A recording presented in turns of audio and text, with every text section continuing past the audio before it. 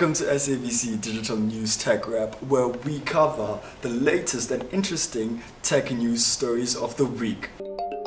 Most people still use Facebook for work, but most companies do not allow you to use Facebook at work.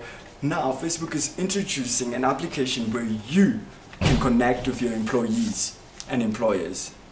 So Facebook is set to be developing a version of social media platform specifically for work, which could viral with platforms like LinkedIn. This will also allow users to engage with colleagues, business contacts, and more professional level. Now, a few years ago, the Nelson Mandela Foundation developed a site where you can basically go and view Mandela's life and exclusive pictures of the late icon. Nelson Mandela passed away December 2013, and now, just under a year after his death, the Nelson Mandela Foundation has updated and revamped their cool site. We need to take Madiba's legacy to a larger audience.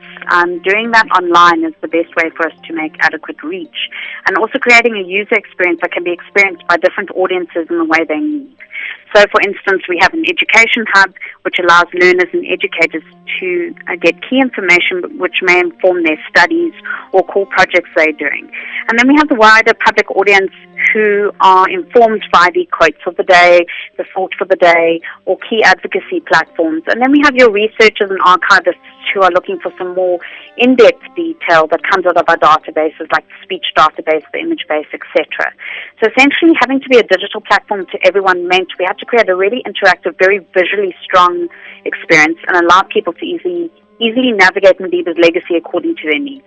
Really bringing Madiba the man in terms of the visual sense forward, and really using his image to drive key thought and navigation on the site.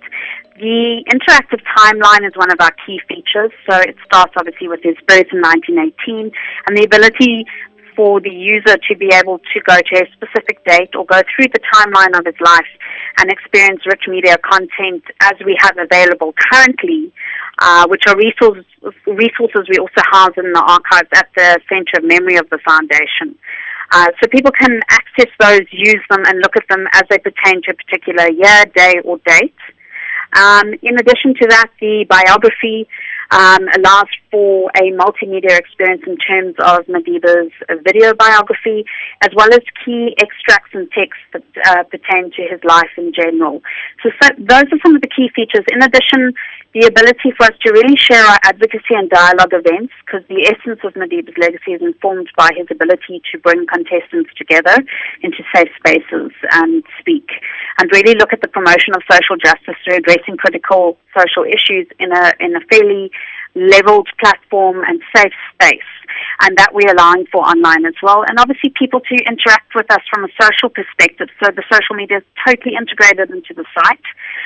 People can share experience, share with us, we share in return, and really build on what are essentially really large platforms already. We're sitting at over 7 million on Facebook and over 1 million on Twitter. Blackberry says no to Kim Kardashian. So after trying to break the internet with a nude picture, the selfie-loving Kim Kardashian recently gave Blackberry some few hints and publicity when she did an interview with Kara Swisher that she frequently buys Blackberries on eBay because she is afraid that they might go extinct. This was followed by rumors of Kim K possibly becoming a smartphone ambassador.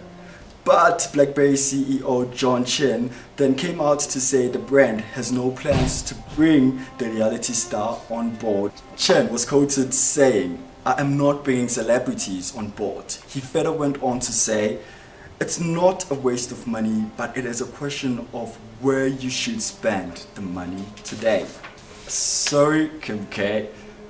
Now, if you had to choose between water and having a smartphone, what would you choose? Well, a survey released this week notes how people across Africa have access to cell phone network than they do to electricity, piped water, or health clinic, according to the latest Afroparameter survey released on Wednesday.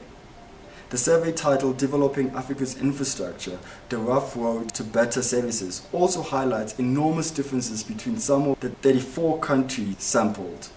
For more on this information, read more on SABC Digital News Online. If you live in South Africa and use taxis, you need to be street smart. You need to know all the signs, all the routes, and it gets confusing at times. But in studio today, we have Lebohang Nkwani, who designed an online application or a website that helps you navigate the streets of Joburg, and he joins us today. Welcome to studio, Lebohang. Thank you. How are you, Lebohang? Could you just give us a background information on this app that you designed, or web application? The application is called A Way to Be. Simple terms, a way to be anywhere using public transport. It includes buses, trains, and taxis, or minibus taxis. Can you tell us more how the app works? If I'm going to work and I work in Auckland Park and I live in Soweto, how does it work? When you launch the app, it's going to ask to find out where you are. You just allow it to finds out where you are. You tell it where you need to be. You punch in Auckland Park, or you could say SABC, and it will find the routing. It will find a routing for you. Yeah. So, does this app tell you how far the taxi is away from you, or is it like an analytic system where it calculates? Or Essentially gives you to the T, A to B, where you are and where you want to be. It will tell you how far you need to walk, how to turn, which stop, which road you need to be in to catch which cab. I'm still waiting to get signage, that whole how you call a cab. Then from there, it will connect to tell you take a taxi from, say, if you come from Alexander, takes a taxi to Penn, from Penn to town. Town could catch a BRT to here. Every single place, every single mode of transport is connected. it's connected to each other? It is gaps, it will tell you need to walk between the gaps to move from one, say, Rosebank taxi rank into a bus stop. To catch your transport. So could you tell us what is the idea? You've spoken about the app, but what inspired the idea behind the app? There's a thing in development circles, as it were, it's called only scratch your own itch. So sometime in 2004, I didn't have a car. My car was being used by my aunt, and I was living in Kilani. And I knew there were buses that went past it, I knew all the bus stops, but I didn't know where they were going. And it didn't make sense to me at the time that I have to go to Gandhi Square to pick up some flyers and find out if these are the buses that I need to take to go and go. The way I saw it is that I should be able to say, okay, I want to go to Parktown, which is where I used to work. By drive is 5 minutes. By public transport, I had no idea. So that was a problem I had to solve. So in 2004, I put it down on paper. Then when I tried to integrate taxis, minibus taxis, that became rather difficult because they weren't formalized. So it took until 2011 to actually figure out how to solve it programmatically. Because I had to write an algorithm. I couldn't preset how to get from one point to another. And that's about it. That's what it took. Okay. What do you have for us in the future? If I can get more routes in Joburg, I'll be able to do much more exciting things. And I think I've said this many times that I don't want the way to be to become the de facto mode of public transport app that people use. I wanted to give people bigger insights into how public transport is used. For example, I know now that there are no cabs between Rosebank and Greenside. You either have to go to Bree and then catch a Randburg one. Yes. So once you know that gap, if you're a taxi operator, you must start thinking about that. Yes. Because Rosebank is being tipped to become the next CBD. There's going to be a lot of people who's going to work there. So people that live in Greenside. So you might want to provide that kind of transport. So I want a way to become beyond just commuter, also business intelligence. Yes, that would be a great idea, especially for taxi drivers. I think you should connect with other associations. Oh, Okay, thank you, Lebo. sure. Thank you so much. That's it from us this week. Join us again next week for more tech rap news from around the world.